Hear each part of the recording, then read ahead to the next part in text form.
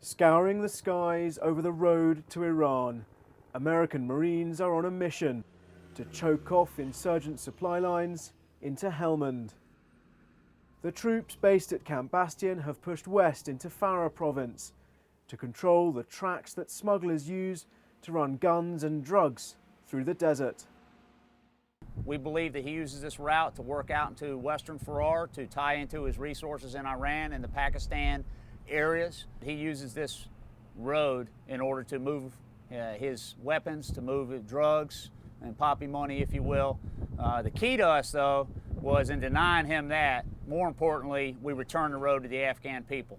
But many of those people are in fact poppy farmers who sell their crop to smugglers.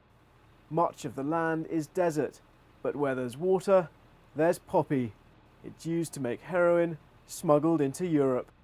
Stopping it will be a 24/7 job, but the Marines are already working round the clock just to stop smugglers putting bombs in the road. They are backed by mortar teams, using flares to light up the night sky.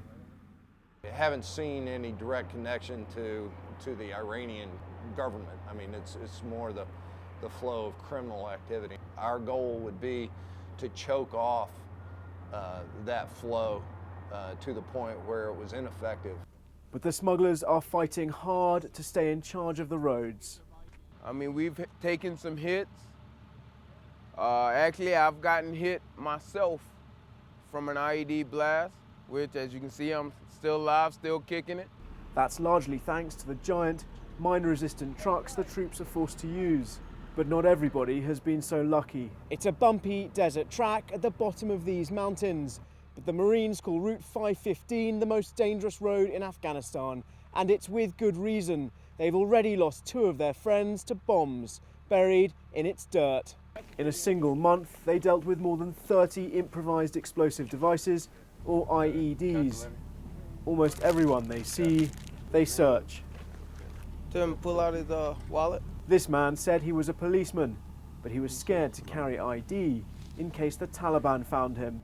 His motorbike had a puncture, but the Marines were suspicious because the men were next to a Karez, a giant borehole linked to miles of ancient underground irrigation tunnels.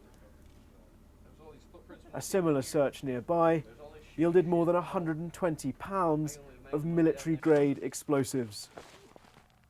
Originally, they're just like, yeah, they got a couple bags of gravel down there. What they're doing, they're finding a piece of ordnance, they're cutting off the outer casing and breaking it apart. And you can see this one is a landmine. They got a place for it to put the pressure plate on it.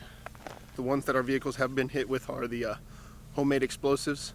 They're using planter's pots that you would use for a tree, filling those, putting a blasting cap with deck cord on the inside, going off 12-volt battery to a pressure plate.